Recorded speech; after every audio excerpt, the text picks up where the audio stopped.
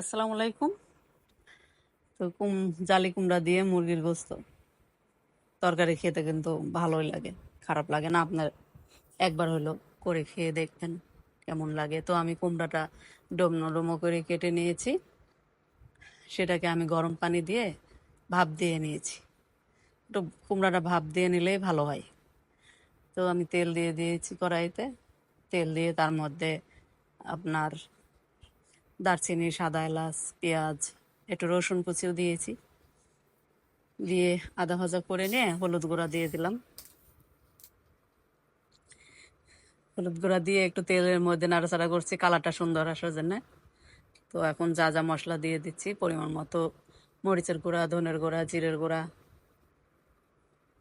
লবণ, যতটুকু প্রয়োজন অতটুকুই দিয়ে সুন্দরভাবে মশলাটা কষিয়ে নেব।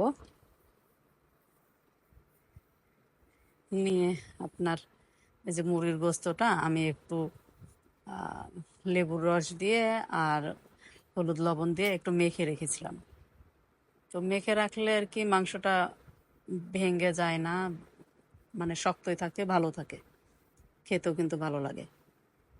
তো আমি মাংসটা এইভাবে ভালো করে কষিয়ে নেব।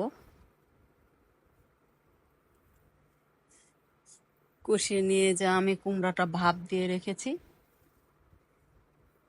তো ভালো করে কষিয়ে নিয়ে আমি কিন্তু কুমড়াটা এখানে দিয়ে দিব। দেখেন একটু ভালো করে কষাতে হবে, কারণ সবসময় একটু কষানিটা ভালো হইলেই তরকারি স্বাদ লাগে, ভালো লাগে। যে ভাপ দিয়ে নিয়েছি, পানি ঝরিয়ে নিয়েছি, সেই কুমড়াটা কিন্তু এখন আমি দিয়ে দিলাম। দিয়ে সুন্দর করে কুমড়া দিয়ে একটু ভালো করে কষিয়ে নেব।